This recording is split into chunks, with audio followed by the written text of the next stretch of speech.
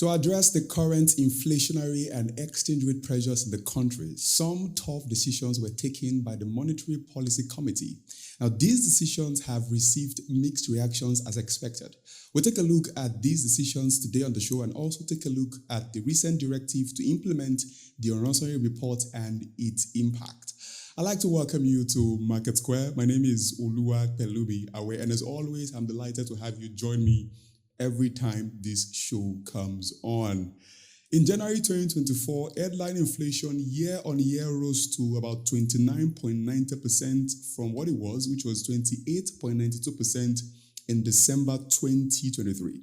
Food inflation increased to 35.41% from 33.93%, while core inflation, excluding farm produce and energy, rose to 23.59% from 23.07%. And from research, the major factors driving inflationary pressure at the moment in Nigeria remain the exchange rate pass-through, rising cost of energy, high fiscal deficit, and lingering security challenges in major food-producing areas. In addition, the global factors have also contributed to that, such as the tight financial conditions and trade disruptions from ongoing geopolitical tension remain significant upside risk to the outlook for domestic inflation. There is a forecast that indicates that inflation will remain on an upward trajectory in the near term before commencing a descent. The Central Bank Governor, Mr. Yemi Cardoso, after the meeting of the Monetary Policy Committee of the Central Bank of Nigeria, said this. The committee decided to further tighten monetary policy as follows.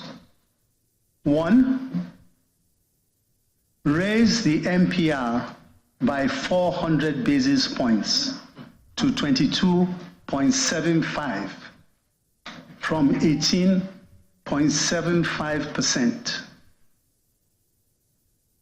Adjust the asymmetric corridor around the MPR to plus 100 to minus 700 from plus 100 to minus 300 basis points.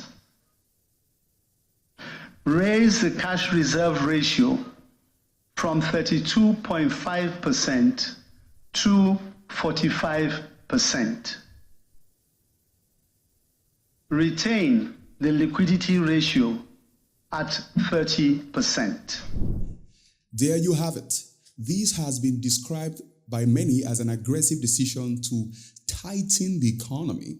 But given present inflationary pressures in Nigeria, this move follows the recommendation of the classical theorists that a way to curb inflation is to raise interest rates. According to the classical theorists, an increase in money supply is the only cause of inflation. And by the classical theorists, a way to reduce inflation is by raising the interest rate on borrowing, which will discourage borrowers from borrowing, which then will reduce the money in circulation. But this looks good on paper, but how applicable is this decision by the Monetary Policy Committee to our case in Nigeria?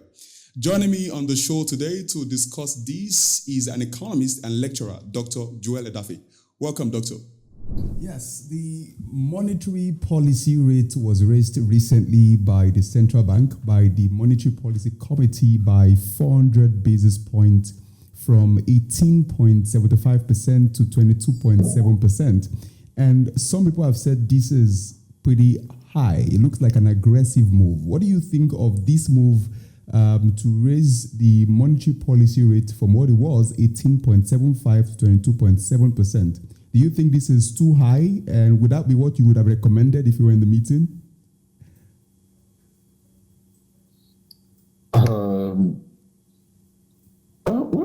those that were there, they may have looked at the variables before them, the data that they have before them before making that decision.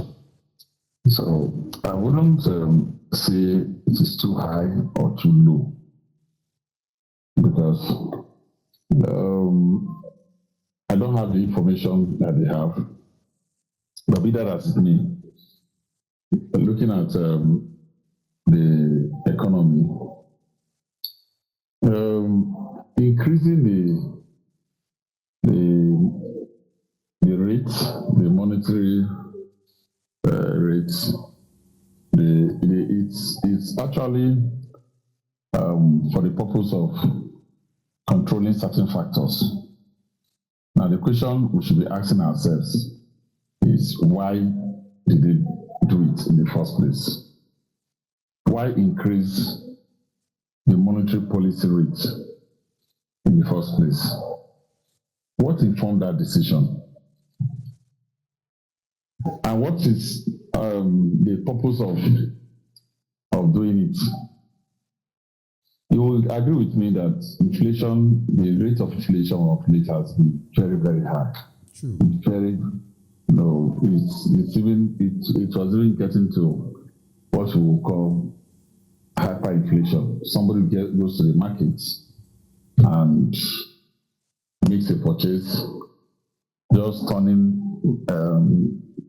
around the corner and thinking that, okay, maybe I should get another of this product, and you go back, it is topped up with an amount that you'll be buying at a higher price. So to control this, the central bank would have thought it right to reduce the ability of banks, the commercial banks, to create money. And one of the means of doing that is for them to have increased the monetary policy rate.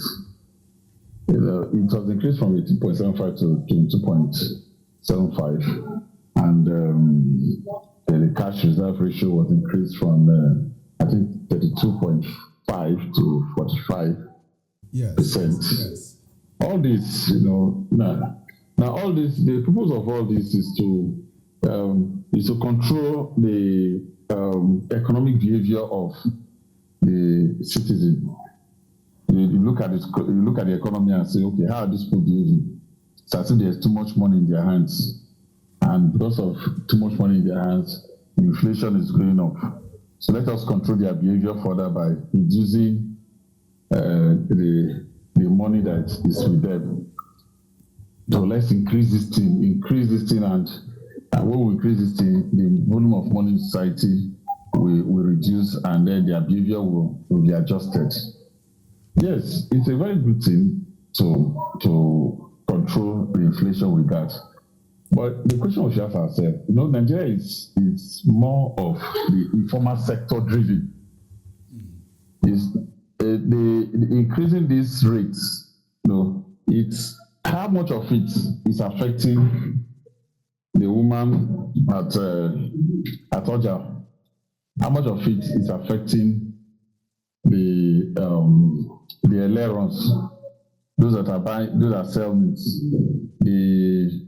the Fulani man that the cow to the Elero, and the woman that buys goods from the market in bulk and sells at retail price. How much of this policy is affecting such persons? It's almost nothing. The reason being that these persons don't operate in the formal sector. Many of them don't really have operate. Some of them have bank accounts, but many of them don't really use their bank accounts. What they do is gather this money on a daily basis. Somebody comes and you do a job, you collect your money and you plug the money back into your business. Or you gather yourself and say, okay, 10 of us, let us, this month or this week, we are going to gather, each person is going to pay so amount. You will pack. And that one packs and put into our business. Another person packs and put in. So such persons, the thing is not really affecting them. It's not really having any impact on them. This monetary policy rate and cash reserve ratio and liquidity ratio. That liquidity ratio is still at 30%. The central bank did not change it. The people that it really affects are those that are in the formal sector. You talk about people like Dangote, people like your $10, people like people that have their companies registered and they operate using the commercial banks. Those are the people that this thing have much impact on. So, be that as it may, the impact is very minimal on the economy, even though some of us are feeling it, because most of us, we are not like these market women that keep their money, keep their money at home. If you watch, if you observe of late, since the policy has been put in place, most ATM machines don't dispense cash as such. You hardly get cash from ATM machines. The same thing that happened around before and during Christmas last year. Before, during, and usually after Christmas. You see, the central bank deliberately brought about a contractual monetary policy that will reduce the volume of money in circulation. Absolutely. Yes. Yes. The supply of money, the stock of money in circulation. We did that. And it's the same policy that is being put in place at this point. So, given the factors that are in place, such as the hyperinflation that we are experiencing now, if I was in that meeting, I would have recommended the same thing to reduce that work to some extent on those that are operating in the formal sector of the economy. I would have recommended the same thing to reduce the rate of inflation in the country. But if considering the economy the other way around, those that are operating in the formal sector, we have to put in policies in place that will also control the stock of money circulation with those other persons. So that policy is not enough to control inflation. Okay.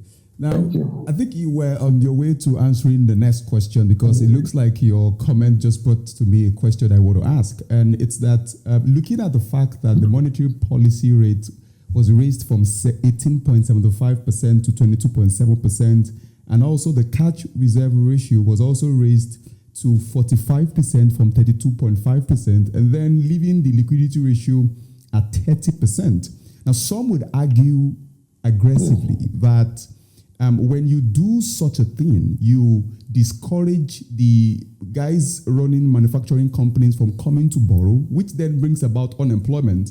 And it looks as though we are choosing reducing inflation over the pursuit of output growth. Because if you look at it in very clear terms, when a particular company wants to engage in a particular project, they will go to the bank to borrow.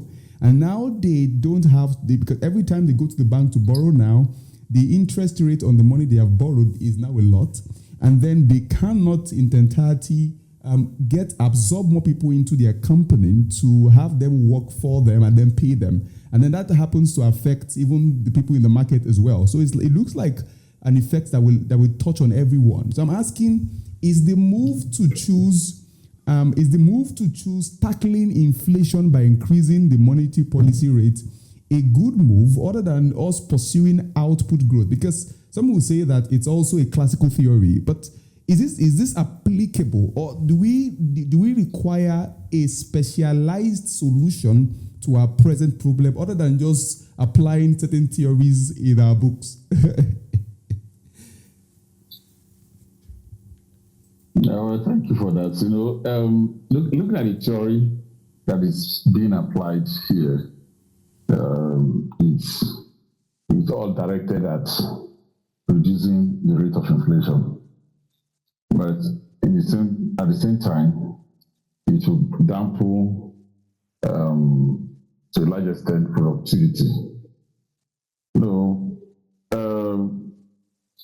John Maynard Keynes, if I'm quoting, came into question the monetarists, that employing only monetary policy to run the economy will be counterproductive, given that you want to, in the process of trying to control inflation, you also reduce productivity, you reduce employment, you increase the rate of employment.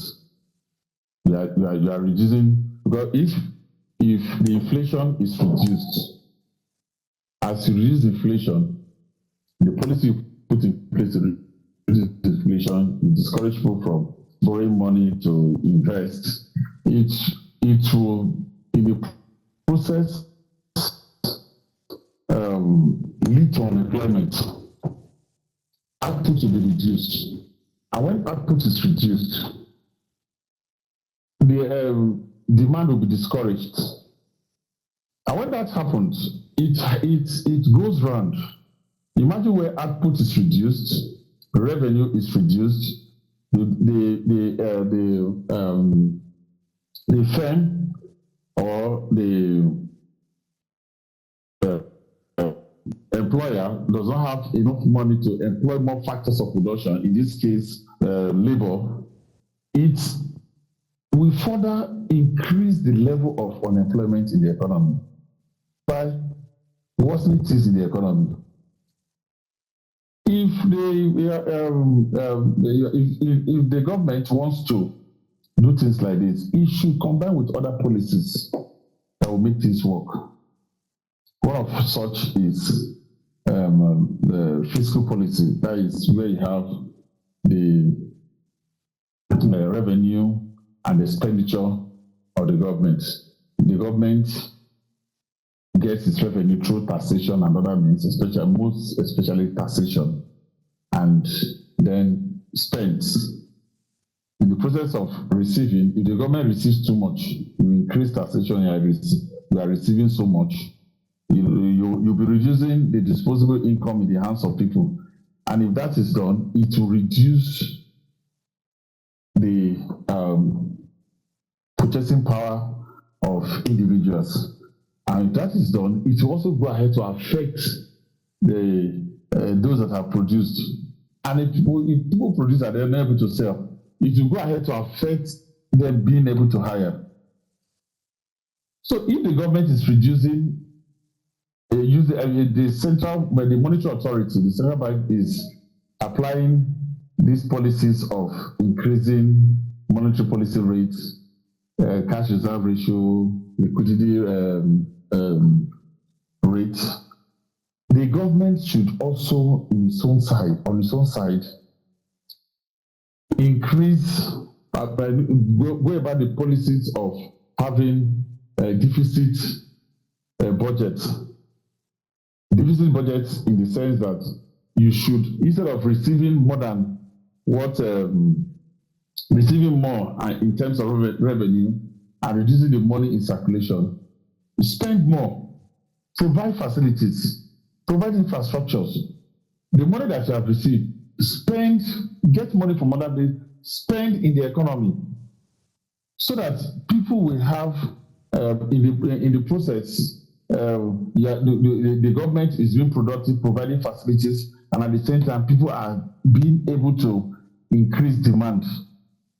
They're able to demand more. So the policy, it's like, what there are people who say, a proverb that say that you don't.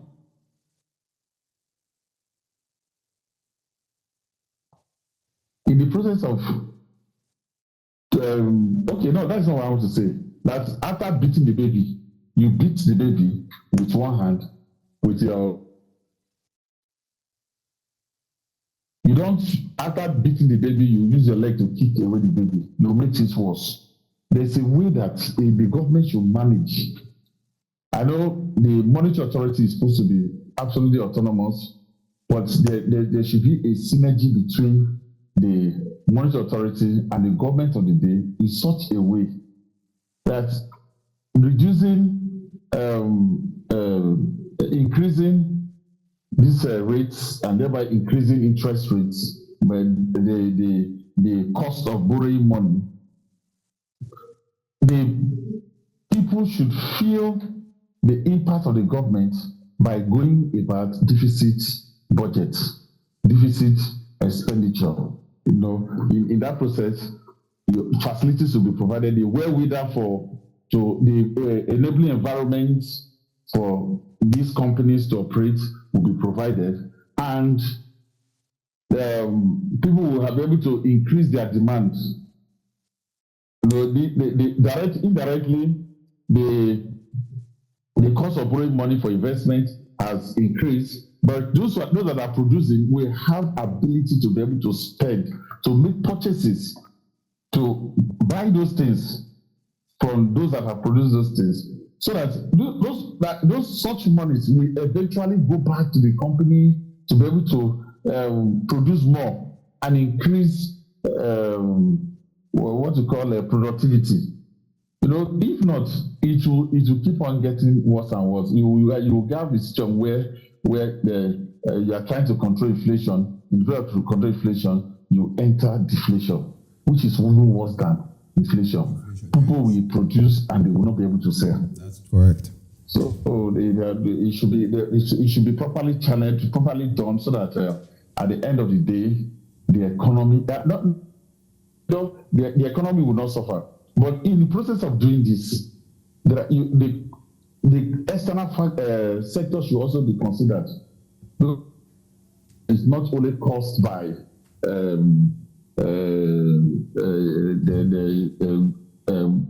cost of borrowing money. It's not just you have. If you go to the market today, even though the government is trying, the Central Monetary Authority, the CBN, is still trying to control that, trying to control the cost of dollar, how much the dollar is bought. The external sector is a factor, because market women, people that don't even have any business, people that don't have any business with dollar, telling you that dollar price don't increase, now they pay the price be like this. So if in the process of trying to, in the process of increasing the monetary, the monetary policy rates and other rates that are attached to it, they should also consider the external factor. And like I said earlier on, the government should provide even the enabling environment for businesses to thrive, and people's purchasing power will not be eroded, so that companies will not be discouraged from operating in the economy. Yeah. Yes, I think what we have established from our conversation today is that the central bank's policy cannot do it all. As much as possible, the federal government should engage in fiscal policies to ensure that there is a balance on both sides. Thank you so much, Dr. Edafe, for your contribution on the show today. We appreciate you. We hope to have you more on the show. It's time to do the numbers, and when we are back, we'll touch on the next subject, which is on the Oronsaye Report. Let's do the numbers.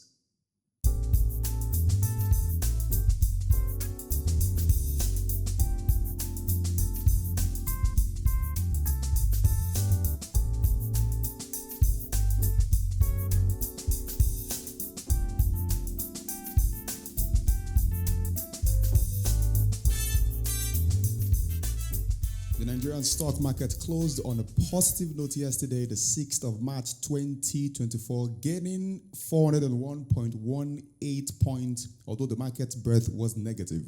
The NGX All-Share Index advanced by 0.40% to close at 99,591.64 basis points, surpassing the previous day's 0.35%. The NGX market's capitalization also recorded a gain of 226.83 billion naira terms. The total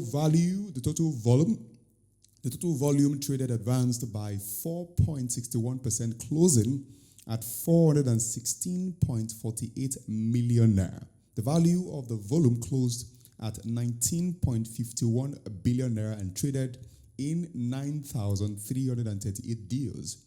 Transcorp was the most traded stock by volume with 67.34 million naira, while Transpower was the most traded stock by value with 11.78 trillion naira. At the close of trading yesterday, the market recorded 18 gainers, 29 losers, and 71 unchanged. Topping the gainers list for the third day in a row is Transpower, while Ikeja Hotel topped the losers list. Now to the foreign exchange market. On the Nigerian Autonomous Foreign Exchange Market, there was a depreciation of the Nigerian Naira against dollar by 0.21% as Naira exchanged for 1,605 Naira. Yet again, on the Bureau de Change market, Naira appreciated by 0.93%, exchanging for 1,610 Naira. Thank you for joining me today on The Numbers. President Goodluck Jonathan's administration in 2012 set up the Presidential Committee on the Rationalization and Restructuring of the Federal Government Parastatals, Commissions, and Agencies. The committee was headed by a retired federal civil servant and former head of service of the Federation, Stephen Oronsaye. In carrying out the assignment, the Presidential Committee was guided by some principles. Firstly, to consider the economic challenges and the need for government to make more efficient use of its resources to achieve its development, objectives, and goals. Secondly, to make it clear that the fact that an institution was inefficient and ineffective should not warrant the creation of a new one. In other words, there was no need to create another body to perform the functions of an already existing statutory entity. Thirdly, to ensure efficient and effective management of government structures and functionaries to guarantee better service delivery and good governance. The committee came up with some recommendations, and let me give you a quick summary of these recommendations. Bear in mind that there are 929 ministries, departments, and agencies with at least 720,000 public servants. The committee identified 541 government parastatals, commissions, and agencies, including statutory and non-statutory agencies. The committee recommended the following: the reduction in the number of statutory agencies from 263 to 161, the abolishment of 38 federal agencies, the merger of 52 institutions, the fusing of 14 agencies into the ministries they were created. Stated in the report submitted was that the implementation of the recommendations will save a substantial sum of about 862 billion naira between 2012 and 2015. The white paper of the report was then published in 2012, but the implementation stalled during the President Jonathan's regime. And again in 2021, the former President Muhammadu Buhari also initiated the process to consider the 2014 white paper on the Oronsaye Report once again. The implementation of that also stalled. What happened instead was that many other agencies and commissions were established against the recommendation of the Oronsaye Report. Our present President Bola Ahmed Tinubu recently approved the immediate implementation of the report after many, many years. As always, there is no move without a consequence. Today on this, we will talk about this even more, and to take this further, I'd like to hand over to MarketSquare reporter Veegil as she speaks with our guest on the show. The president just ordered the implementation of the Oronsaye Report. What do you think of this report, and is there any justification for this implication? Okay, thank you for that question, Favor. For everything that is done, whoever that does it will have justifications for it, but the justification that that person has may be subjective and not objective. Now, if we look at the report, the Oronsaye Report, truly, there are a lot of things that are done in Nigeria that seem to be inconsistent with global best practice. If you look at our system, let's start even with what is common knowledge to majority, if not, if not, it's common knowledge with most Nigerians that are enlightened. The bicameral legislative government that will operate in Nigeria, where you have the Senate and you have the House of Representatives, channeled to be like what is done in the United States of America. It's duplication of service. The House of Representatives will legislate on a particular thing. It will have to be concurrently agreed on with, by the Senate. Why not just have a single legislative arm of government that will run the affairs of enacting laws? I think of the aspect of putting laws in place for the government. So it will save us a lot of costs, especially in a country like ours where you have several means by which funds are drained out of the system illegally by these persons. Now, if we run that to the one that is known to all of us, I mean, the one that is unknown to a majority, which I have just asked about, the Oronsaye Report, implementing that report with lots of implication.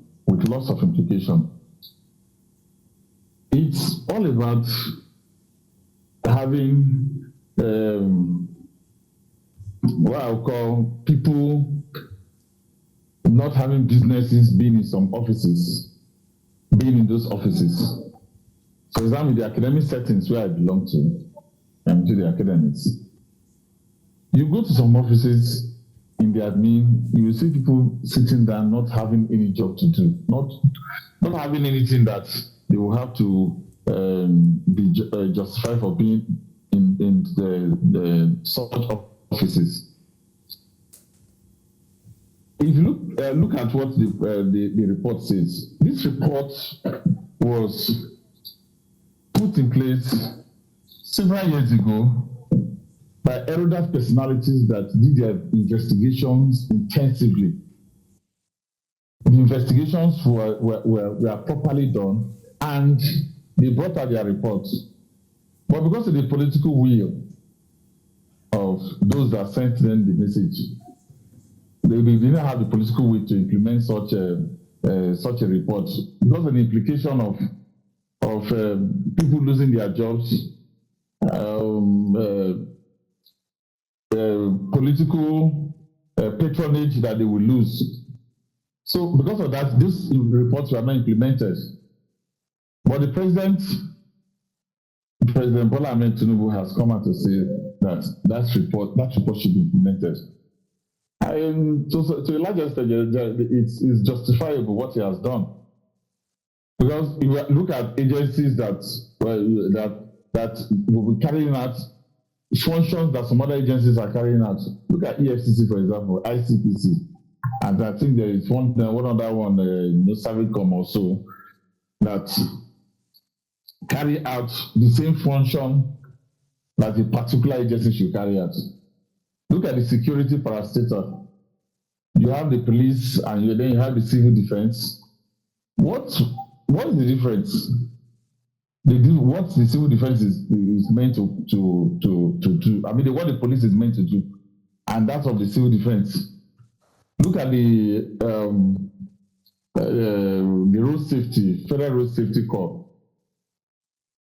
There is a department that takes care of traffic offenses and controlling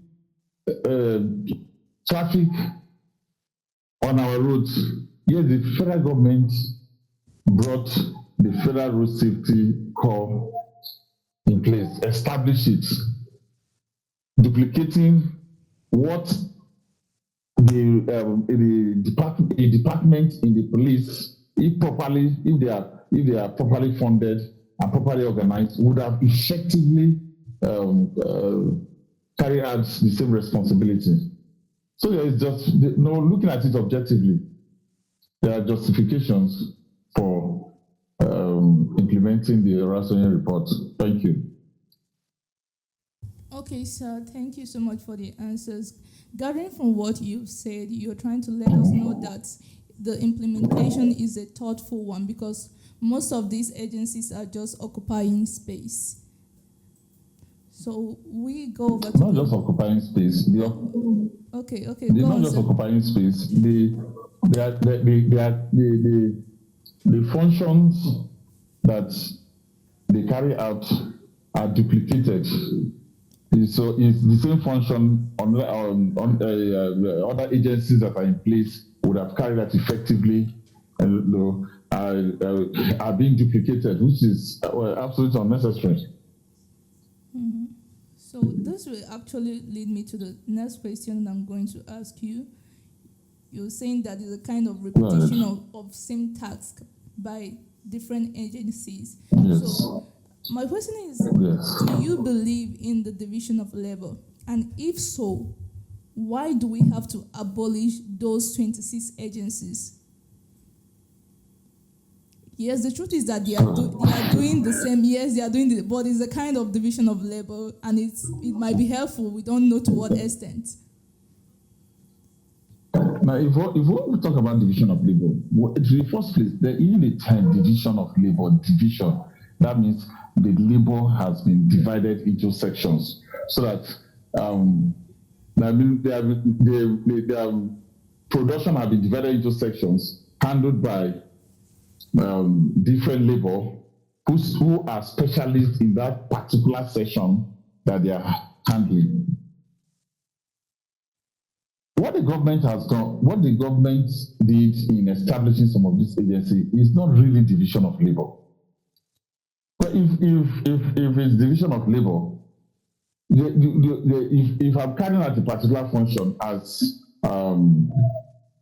a specialist in a particular aspect of the production of a particular commodity, other person should not be in the next level or in the next stage of the production of that particular product doing the same thing that I'm supposed to do.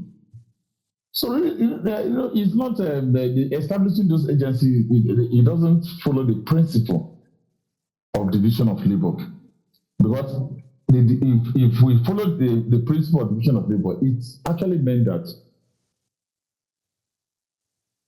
agencies that carry out the same function should not be established in the first place. Because if the government wants to implement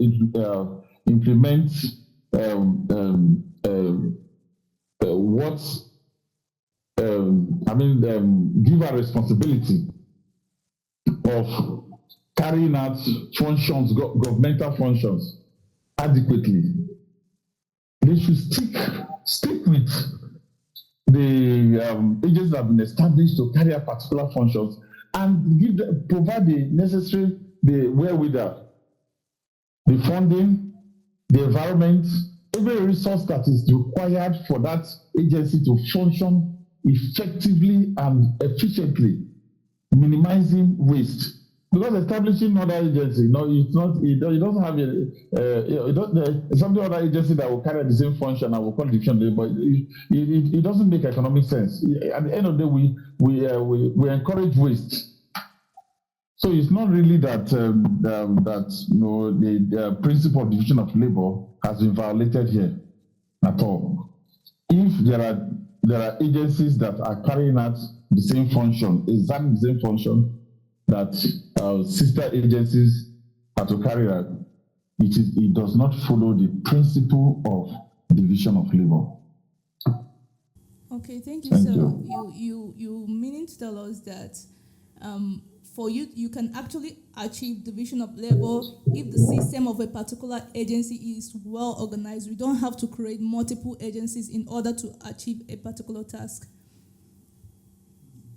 Yes, not just creating multiple agencies, but creating multiple agencies that carry out the same function. You don't have to create them. If you want to create another agency, it should be that such an agency will be carrying out a function that is different from the existing agencies. Okay, so well understood. Now we look at the effect part of this particular issue. we know that these come with like automatic laying off. So is it a smart idea to lay off individuals at the time, given the amount of hunger and poverty that is in existence in the country, in order to avoid diminishing marginal returns? Well, no, there are a lot of issues. Lots of issues with Nigeria. This issue of Oronsaye Report, looking at it humanly, it will not be a welcome development. It will not be a welcome development, especially to these families families of breadwinners that are employed in such agencies that will be laid off. But be that as it may, we just hope that the government would do the needful by providing support for those that will be laid off. Support such as training those that will be laid off to be gainfully employed in some other aspects, in some other areas where they will be very productive. If they are not providing alternative employment for them, or we are assigning them to areas where they'll be very, very efficient. So if it's in a sane climb, like what some people say, a sane climb is a sane environment. No social benefits should be provided for these persons. There are economies where people don't work, but they are being paid monthly stipends. So for them to stay off crime, for them not to live in penury, for them not to be hungry. I know a hungry man is an angry man. And these people that are going to be laid off, they get angry enough. So, by the time they get hungry enough and they get angry enough, they will get into crime that will worsen the security situation of the country.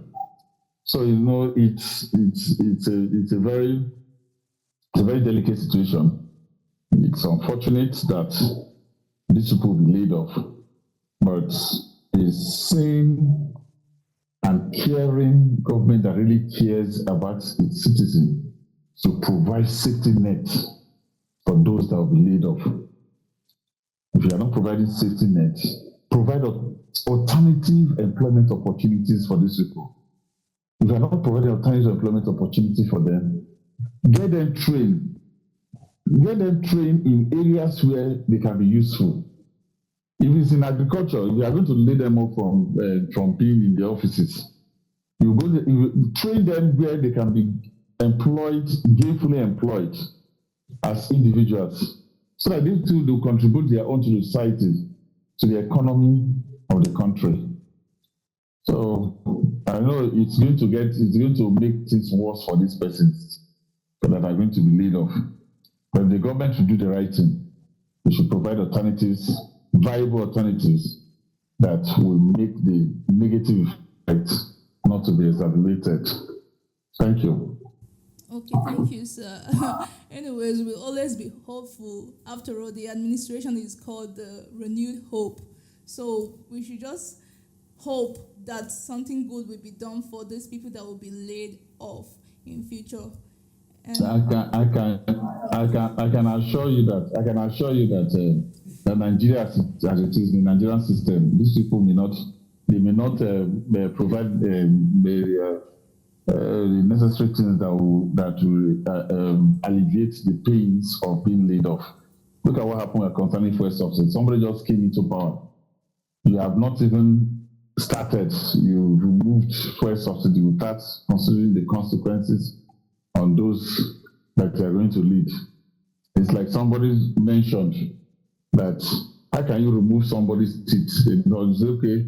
Somebody has some teeth that are decaying. Instead of you providing the necessary anesthesia to deaden, to reduce the pain of removing that, you not do that. Just okay, open your mouth, pull out the number of teeth that are decaying. Now, that is what happened to us in this country when the issue of fuel subsidy was removed. If that could happen in the generality of the society, I know it's unfortunate that one will feel that the government may not provide the necessary cushioning effect to alleviate the scrapping of these multiple agencies that are carrying out functions that others are supposed to be carrying out. And Nigeria is such, some of these agencies may have been put in place. Okay, let me just compensate those that favored me when I was asking for votes to be elected into power. And they are not being productive in where they are. And now they are going to be laid off, which is the right thing to do. But the other part of it, the other side of it is, are you going to, these people have been receiving stipends monthly from where they were working. Are you going to still provide the necessary cushioning effect that will not make them to miss so much what they were receiving before? I can assure you that with what has happened concerning fuel subsidy, that is most likely not going to happen. Okay, so I'll just end by saying that we still hope that this implementation will not end up like most of the reforms that have been made so far. Thank you for joining me on the show today, MarketSquare. Do well to follow us on all our social media platforms on Facebook, Twitter, LinkedIn, and we want to get feedback from you. My name remains Oluwa Pelumi. I will see you on the next one.